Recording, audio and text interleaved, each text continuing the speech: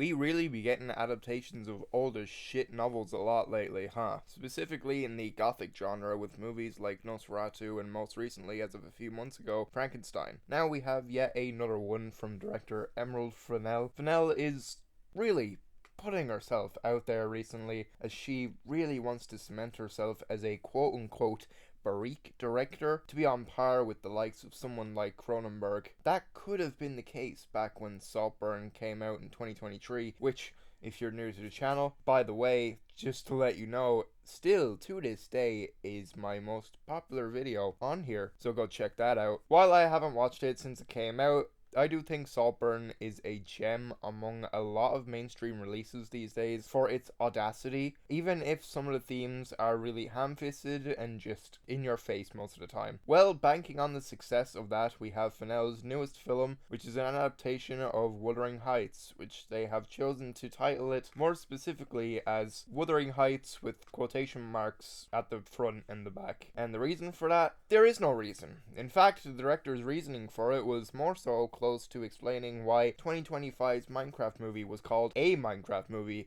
instead of the Minecraft movie, basically saying that this is just one of many adaptations that could be made. If you need an explanation for such a minor detail, you might have a problem there. Wuthering Heights is a period romantic drama slash erotica to the extent for some reason. It stars Margot Robbie, Jacob Elordi, Alison Oliver, and Hong Chau. As you may have heard, I did mention this movie is somewhat meant to be an erotic romantic drama, which will perk up a lot of English literature ears. You know, it might set off a few alarm bells, because if anyone who's actually took an in-depth look into the novel will know that not only is this book not meant to be an erotic novel by any means, but it's barely even a romantic novel at all, for reasons that I'll get into as we get into this review. And listen, I'm not a book fanatic or anything, and I'll do what I can to judge this as a movie, but comparing it to the novel is pretty integral to why certain things may or may not work here. But before I go into that, I gotta talk about the performances, and I'm gonna start with Margot Robbie. She's known for starring in films like Barbie and The Suicide Squad. I'm not gonna complain about the most obvious flaw that they've changed the ages of the characters here, as this is something that is incredibly common with adaptations, so I'm not gonna say Robbie was miscast for that reason, but mostly everything else, as I don't think she did a good job here. To her credit, she embodies the spirit of Kathy well, in the sense that whenever the smallest inconvenience happens to her, she gets over dramatic and emotional, and when it comes to pulling this off, she does it decently, as it is a good amount of her performance. When it comes to her trying to do, well,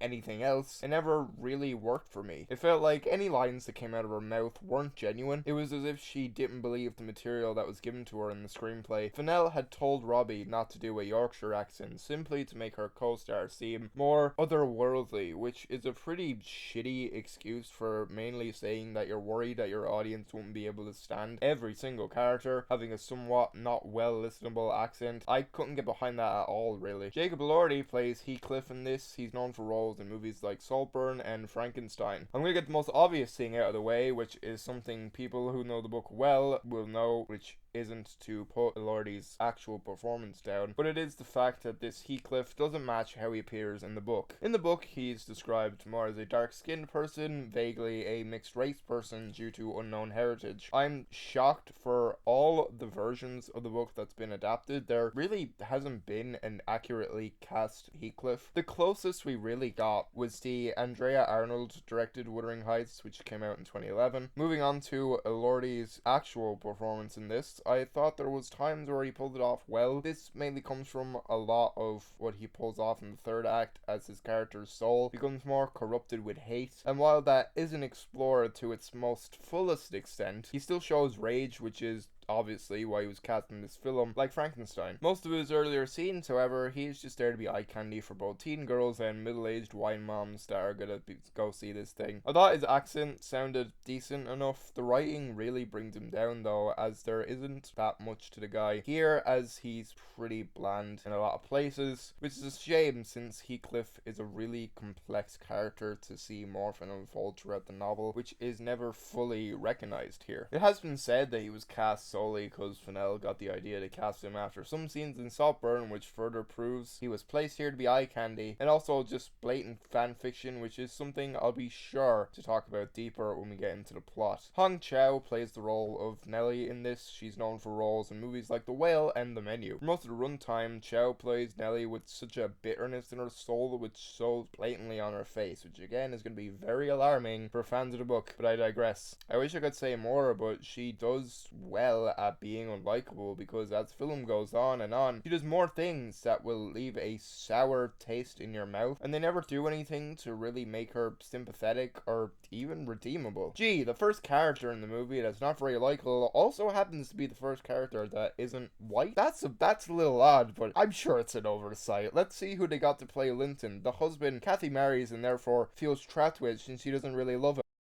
Oh, fuck off. Shazad Latif plays Edgar Linton in this. He's known for roles in movies like The Commuter and What's Love Got to Do With It, but he's mainly known for his appearance in the TV show Toast of London as the iconic character Clem Fandango. Can you hear me? Yes, I can hear you. Clem Fandango! He's fine here as Linton because, unfortunately, like usual with these characters, there isn't too much to him due to the screenplay. He isn't some sort of villain, even though there are moments where he can get somewhat cruel, but it hasn't been done fully well as there's no interest in making him seem complex. Alison Oliver plays the role of Isabella Linton. She's known for having roles in movies like Saltburn and The Order. For the time she has on screen, she does well at portraying herself to have this childlike wonder, and I applaud her for committing wholeheartedly when it comes to acting out some of the freaky scenes that her character is placed in, which once again, I have to reiterate, if you have read the book, probably sounds like the worst reading of the character anyone could ever adapt, which I will more so complain about in the plot. All I can say here is that her commitment to the role is admirable. Martin Clunes is here too. He plays the role of Kathy's father. He's known for having roles in movies like Shakespeare in Love and The Acid House, along with doing roles in TV shows like Doc Martin. I thought he did well in the role. Throughout the runtime, he becomes more deranged and he handles his transformation really well. There's a point in his final moments of transformation where, thanks to his costume, it makes him look like a version of Ebenezer Scrooge. I hope someone considers this soon enough so we can see him actually play that role and see that come to fruition one day. Now, with all the performances out of the way, I can finally and mostly complain about the plot, if you can even call it that. So, months in advance of this movie coming out, there was word that the movie had a bizarrely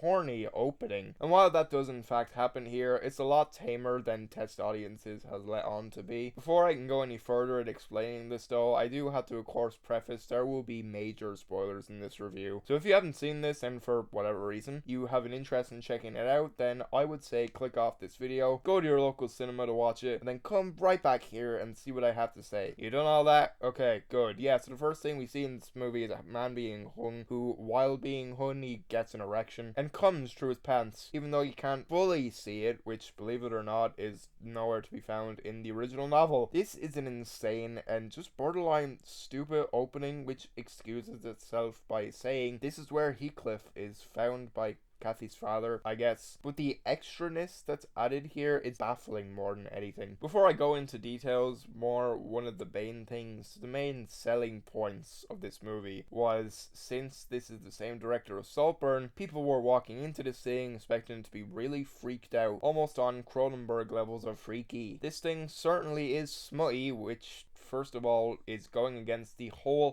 point of the book. Heathcliff and Kathy kiss like once in the entire novel. The freakiness we have here is a version's perspective of what would be deemed freaky. There's a lot of making out, a lot of fingers in mouths, and sure, people fuck like Kathy and Heathcliff, but whenever they do, they just keep their clothes on, which, okay, I can somewhat excuse, because whenever they're wearing period accurate costumes, it would be hard for them to take so many layers off. But I mean, Jesus, you had Barry Keoghan and Saltburn hanging full dong at the end of that movie, and just nothing here. The biggest offender for me is the blatant character assassination of Isabella Linton. In the book, she is an example of being a domestic violence survivor under Heathcliff's reign. Despite that though, she's a very headstrong woman Catherine. In this movie, she is a complete lobotomite. She is so infantilized the entire film, which is weird in its own right. The very first time she's introduced, she's speaking about Romeo and Juliet, but if you listen to the dialogue, it shows that she had misread the story, which is hilarious when you consider Emerald Fennell had misread Wuthering Heights. Isabella is a brainlet here, and so is degraded to being a submissive, as she and Heathcliff are entangled in a pseudo BDSM relationship that, as far as we're aware as viewers, she is fully consenting to and is just into it. It is actually disgusting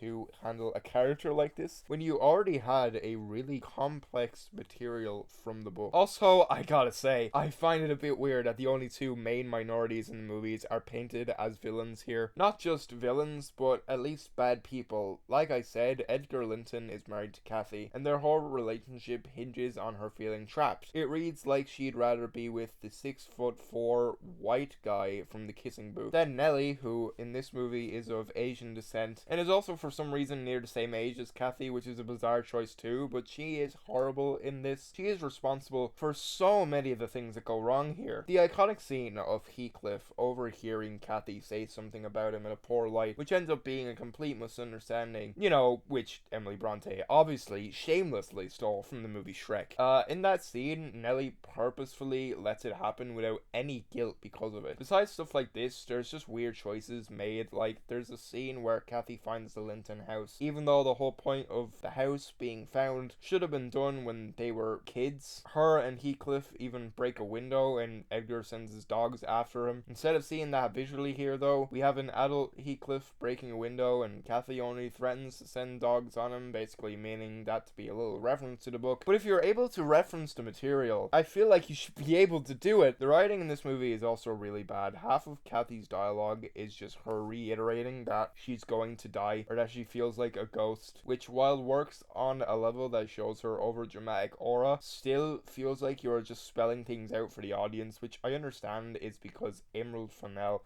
thinks that you're a fucking idiot. This is based on a gothic novel, right? Something these novels are known for is having articulated language, which could work for two people trying to profess their love for each other. But what we have here is moments of Kathy and Heathcliff just saying I love you over and over again. I swear they made a whole scene in Singing in the Fucking Rain that made fun of films that had terribly written dialogue, and the excuse for it there was that writing dialogue for a film was a new thing. We've had 100 years to perfect this. Another massive thing which doesn't make any sense is the entire second half of the book is gone from this movie. In other adaptations, when they get to the next generation of people, it's usually ran through pretty quickly, usually near the end of these versions, but here, the movie just ends when Kathy dies. There is so much story to be told after that point. There isn't even room for a sequel here, since Fennell kills Kathy's child, as she has a miscarriage due to, stress, I suppose. This is completely stupid, and it undermines and especially erases the generational trauma, which is the main theme of the whole story. There isn't really that much of it here either. There is some of it with Kathy's father, but it never gets fully explored in this second half of the book. It's where some of the most famous moments of the story is born from. Hell, a majority of the song Wuthering Heights is explaining events that happen in the second half. This really just proves that Emerald Fennell is not just illiterate, not only missed the entire point of the story, but only really sees it on a shallow, superficial level. She has no interest in making an interesting piece of gothic art, because obviously if you see what she looks like, she herself isn't goth. But to realize she has no interest in having fun with hauntings and shit that makes the story actually interesting is so disappointing and frustrating. Moving on, after that long-winded rant, I'll talk about cinematography, which is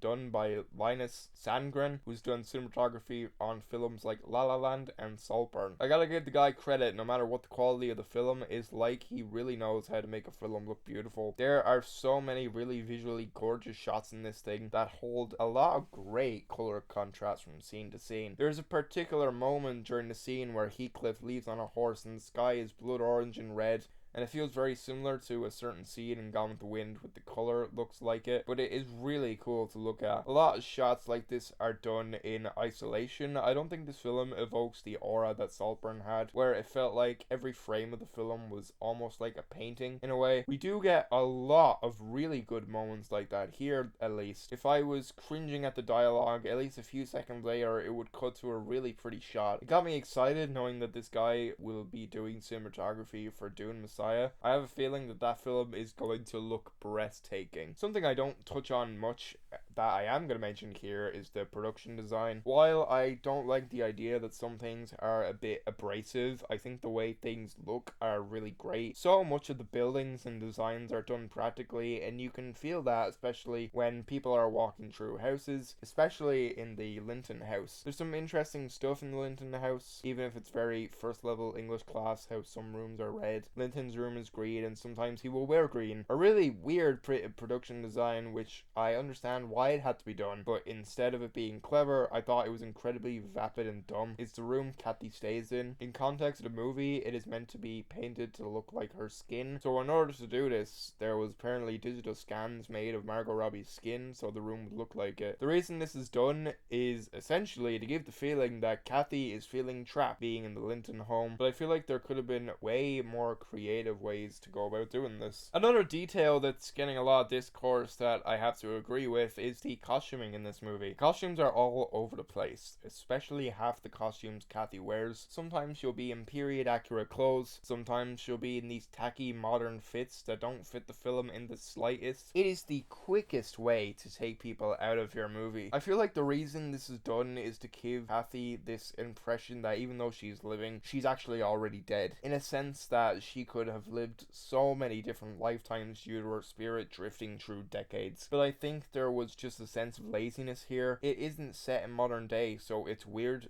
for it to be done here. When they actually do have period accurate costumes, they manage to fuck that up too, especially in one scene where Kathy is getting fitted into her wedding dress. I am directly stealing this from knowledge that my girlfriend had to explain to me about certain costuming stuff, but basically in this scene, Kathy is wearing stays without a camise under it, so essentially being put onto bare skin. And the reason they're doing this in the film is to compare it to Heathcliff's scars that he gets when he's younger, which isn't intelligent in the slightest, and they're obviously only doing it so they can further prove the point that marriage makes Kathy feel trapped, which has been done to death in so many films like this. Next, I'm going to talk about the music, and the music in this film is all over the place. To get the obvious out of the way, the choice to make Charlie XCX make a soundtrack worth of original songs for this is a horrible choice. Half of that soundtrack is barely utilized here anyway. It's one of those annoying soundtracks too, where the original songs the artist has made for the movie will have lyrics that, when they're audible enough to be heard, is basically just describing what's happening on screen. They're meant to be a sad scene in this movie, and the only lyrics you hear in the song is Charlie's overplayed, auto-tuned voice going, oh no, over and over again. It actually borders on parody by this point with how much has went wrong with this movie. Besides that, the original score was composed by Anthony B. Willis, who's done music for films like Saltburn and M3 Gan. This score mainly consists of slow, somber piano notes that are meant to add dramatic weight to what's happening, but it just didn't do all that much for me. Wuthering Heights holds the weight of a story that should have a whimsical and most likely emotionally devastating soundtrack from time to time, and we didn't get any of that here. If you couldn't tell by most likely the length of this video, I had a lot to say about something I really didn't like. This isn't just a bad adaptation, this is a complete bastardization of a classic novel. This is the sloppy seconds of Saltburn, which prided itself on controversy, and now probably until the rest of time, Emerald Fennell is going to be the type of filmmaker that will think she has to one-up herself with every single film, even though sometimes less is so much more. I'm no book purist or anything, but it's actually embarrassing how badly mishandled the material is here. When Saltburn came out,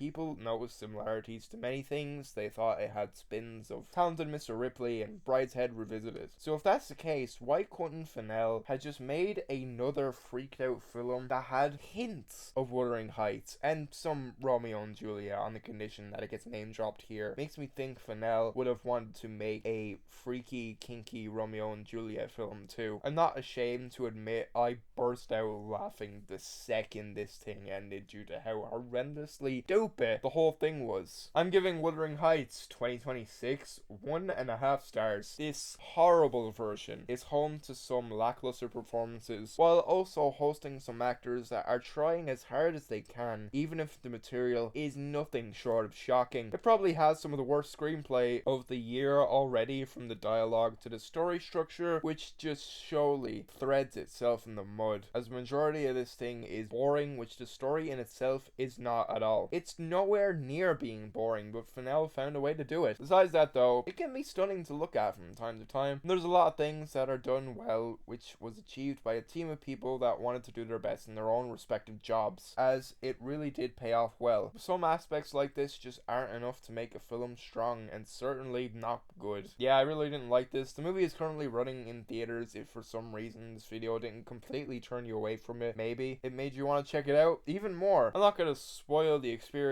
of being in a theater, so if you must, check this one out on the big screen as soon as you can. Reluctantly, and most likely begrudgingly, of course.